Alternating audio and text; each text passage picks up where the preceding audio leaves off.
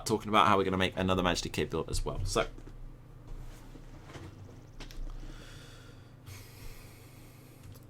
hello everybody and welcome to yet another Magicka DK build. I'm trying to keep these builds rolling out just to feed to as many playstyles as possible for the community. So this one is going to be called Cigany's Embrace. Anyone who knows my stream will know exactly why that is. But this one is basically going to be designed particularly well for duo plays. So if you are playing in a duo, maybe up to about a 4-man group, it's really good. It's still viable in a solo play. It's very tanky, it's got good debuffs, etc. It is going to put you in a strong position. The only issue that you might find you have is that you can find yourself to be fairly low on damage against Sorks. But outside of that, and I have tried to do my best to make that viable, it is really, really good. Now, as I mentioned in my previous DK build, keep in mind that killing on Magicka DK is extremely tough this patch. Stamina builds are rampant. They're very, very strong at the moment. And against the Magicka DK, they're having a field day because all of our Magicka DK stuff is now dodgeable. It's very difficult to even get a dot on your opponent, let alone any burst. So don't worry if you're struggling against stamina, but keep in mind that this build is designed to make your time easy against stamina. So in the end, there are two ways to counter stamina in the mode at the moment. The first is to stack a lot of damage, which is the way we're going to be going in our next build. The second, which I think is far nicer for going in a little group or duo or whatever, is going to be what we've done here, which is a heavy debuff build, and I'll explain that in a second. So, skill bar, I think, to be honest, at this point, I'm very happy with the skill bar in general as our generic go-to for the patch. I just think it's difficult to swap any of these skills. I think they all do a great job based on the way it's playing. So first things first, it's going to be Draw Essence. This is an AoE heal, nice AoE damage, pretty much key to survival when the mosh pit arrives. And if you're on PCU, the mosh pit always arrives. So very nice skill right there. Either morph of this is fine, go with your preference. One interrupts in an AoE, that's great and all, but I find that most AoEs are a distance. I generally like to build quite high on sustain, so I've gone for the one that gives me Magicka back. Like I said, both morphs are still fine. We're then going with Flame Lance. That's obviously your spammable DPS. Not too bad a tooltip on there, 8.9k unbuffed. Obviously not massive compared to our Burning Spell we've set up, but it's still a respectable amount of damage, and we do have the pen behind it, so it's still hitting all right. On the next skill, this is going to be absolutely essential. I cannot see anybody running a Magicka DK build successfully without this at the moment. Like maybe against very weird fights, but for the most part, if you want a 1vx, this is going to be a must-have skill, Cauterize. So this is the other morph of Flames of Oblivion. All of my regular viewers will know that Flames of Oblivion is my favourite skill in the game. It hits so hard, so reliably, amazing for timing burst. Big problem, however, is that Magicka DK at the moment is having major problems surviving because Embers is dodgeable and Whip is dodgeable and Dragon Blood sucks. So the amount of healing you're able to get is very poor. Cauterize, on the other hand, is an extremely good heal. It's very, very good indeed. It's probably one of the strongest heals in the game. When you master using this, keep it up, especially in a duo with another Magicka DK where you're bouncing it back and forwards. The heal it gives is an incredible amount. Dragon Blood, obviously, I did say it sucks, but you still need some sort of burst heal here. In the end, if you're desperate, you have to use it. Now, a quick note here, just have a look here. So, Dragon Blood gives you 7.1k with 33% extra based on your missing health. Cauterize is already 5.2k. Now, that might not scale up, but you're going to get 4 or 5 ticks of that. I think it's 4 in total, once every 5 seconds, and the initial cast. So, it's actually a way bigger heal, and it's giving you front bar crit. It's a brilliant skill. Entropy. This is just there for major sorcery. I go for the health morph because you're not really getting that many strong light attacks. You're generally blocking a lot on the DK, so the other morph's not that great. The extra health's not that bad though, so do take that happily. And last but not least is Ferocious Leap. So Ferocious Leap is our ultimate of choice. Some people like Meteor here. I would just always go for Ferocious Leap. I think it's a really nice ultimate. It's very reliable. It does as much damage as Meteor in my opinion, and it's way more spammable. So yeah, that's my choice of ultimate, always on a Magicka DK front bar. On our back bar then, we are using Burning Embers. It is dodgeable. It's not as strong as it used to be. It's actually almost impossible to connect this on stam classes now. The only way you're ever going to get this up is to fossilize and then put Embers up. And even then it can be sketchy. But when it is up, it is a very big heal still. It does hit a decent sized dot and you're going to need that dot pressure to get anywhere on a DK. But yeah, it's a very nice skill, so I still think it's worth a slot. Fossilize, you do want this morph instead of shattering rocks on this build. So my previous build I discussed why shattering rocks is generally better. It promotes your opponent to not roll dodge. Actually, in this build we want our opponents to roll dodge, because like I said, we're playing a lot of debuffs and our opponent's going to be burning a lot of stamina pretty quickly. The way we're countering stam class is to make them burn through their stam as much as possible, and Fossilize is going to help with that a lot. Next is Elemental Drain. If you don't understand how we're applying this, I strongly advise you watch my previous build video. I know somebody in the comments will say, why the staff? Please watch the previous build video, it all explained there. But in the end, the Ice Staff is how we're going to get that Elemental Drain, and it's given us our penetration back in heavy. I think even if I was running light, I would still run that section. Dragon Wings, I'm sorry to say that you're going to be taking so much damage, again from stamina largely, but also Magicka Nightblades in the case of scales can be very important. They can kite you very easily as a DK. I just think it's difficult to de-slot this at this point. It really is a pain because it does only reflect 4 projectiles, but things like Snipe, nightmare for you. Yeah, I think you have to have scales, unfortunately. Volatile Armor, our resistance buff, hard to remove that. It's very reliable. It does give us a large dot, especially, again, against stamina. So it does everything we want here. But the big one here is going to be our banner. So shifting standard is our back bar ult. We have a big Defile tooltip on there. 43% is the tooltip. This is going to be our go-to ult for this build. Like I said, particularly good in duo. You've got someone to synergize it. You've got a bit more burst from them. And you're going to be stacking a ton of debuff on your opponent. And it doesn't hit that bad, really.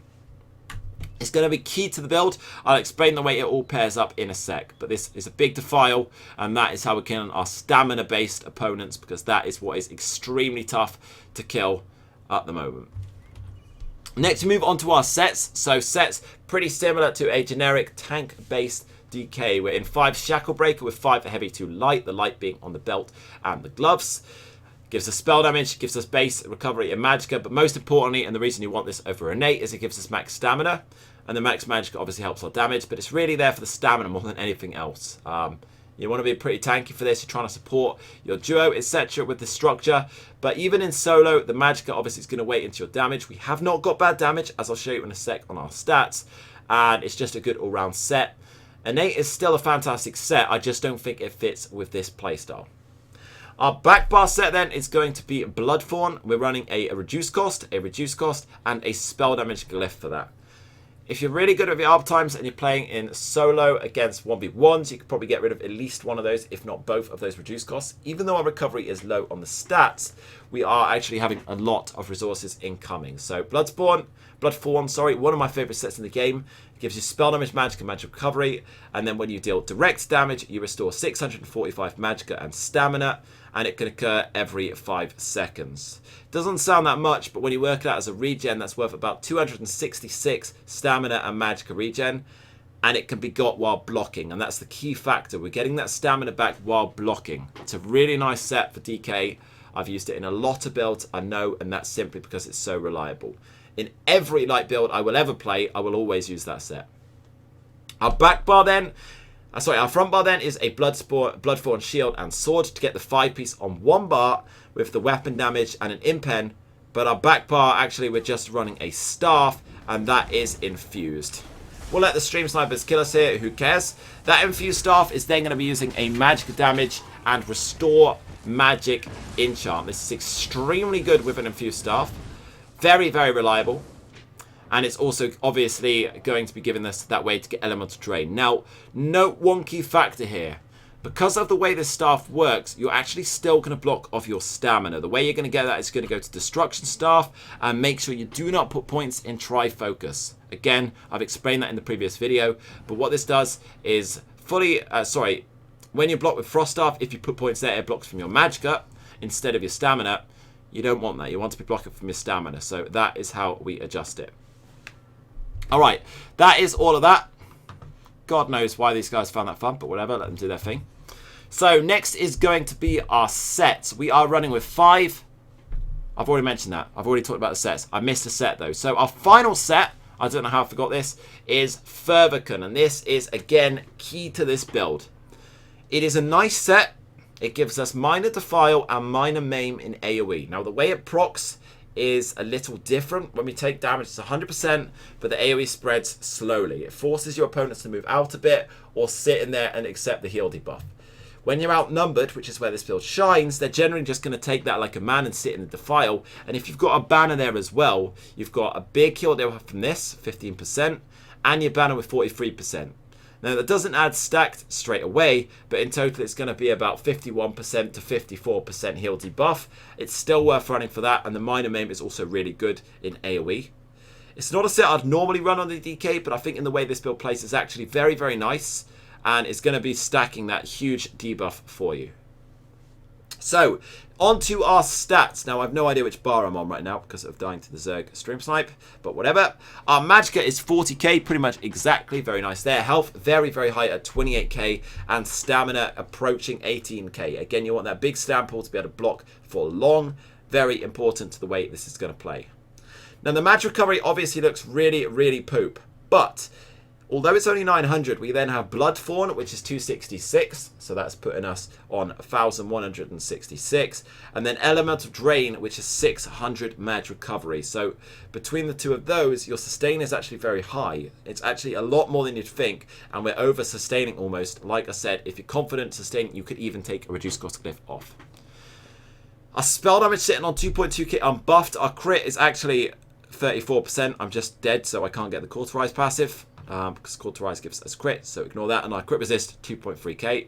We are using the Apprentice Mundus. Mage is nice and all, but we're not running Mage Light, so since Apprentice is buffable, Apprentice is actually going to be the nicer Mundus here. My food just went down. Rest in peace. Let's quickly spawn it and keep so I can show you my CP. Whatever. Pop our food back on as well. So finally onto our champion points. This is a little different to my normal DK setups, again, because of the way we're going to play it. We are 56 into Warlord. This is for our CC breaks, cheapen our stamina costs, cheaper stamina, longer block, happy days. 9 into bashing. Again, I like to put points in there quite often. You'll see that a lot. The only time I don't is in light, where in light I'm generally going to have more in mag recovery, but with such low recovery, it's not worth it. I do bash with a lot on my one-hand shield burst. It does add into damage a fair bit, so that's why I've got points there to cheapen that. 3 into sprinter. Although I don't sprint much on a DK, you do it sometimes, and either way these 3 points are basically not able to be applied anywhere else cost effectively, so this is the only place that any use. On to our Arcanist, we have 27 there. Much more is a bit of a waste. You're not getting very good scaling because of how low our base recovery is, but it's still worth putting some points in there for the recovery. But this is where the majority of our points are going. We have 61 into Shadow Ward for our block cost, 28 into Tumbling, just to cheapen roll dodge if we have to, but the majority are dumped into Befoul, and 56 is going to give you that 43% heal debuff. Any more, any less is going to start to scale really badly, so 56 is your sweet spot here. Trust me on the CP. If you are a lower CP player, I would suggest first of all taking points out of Sprinter, then out of Bashing Focused, potentially out of Arcanist, and last but not least out of Tumbling. I would try and leave Shadow Ward and Warlord as they are because they're your biggest stamina saves. Blue Tree then, we have 37 into Blessed. We have a ton of healing from Cauterize, Deep Breath, Embers, Dragon Blood, and Entropy. There's a lot of healing sources here. It is well worth stacking into that passively through CP. You will notice it big time. So 37 into healing here. 37 into Elemental Expert. Doesn't really scale that well after that, so that's normally where I cap that off. And 56 in Elfborn for the crits. Even with a low base crit, you've got a lot of stuff that can crit, so it's still worth putting points there, especially when you've got dots, etc. And 16 into Spell Pen, that's sort of our point dump. It's still a really useful area for CP. So something a little different here because of the way we're playing it. 61 in Master Arms. You could take that down to 56 quite confidently and put them into Spell Erosion. I just like the tooltip. It looks sexy. It bakes at 10k. But if you want to adjust them, probably move 5 points to Pen for the best results. But 20 in Shattering Blows is key. You need those. Sorks you obviously don't have a counter to. You're building into countering stamina with the debuffs. But shields, they're still full size. So you're going to need a way around that. This is your way. Shattering Blows, increase damage.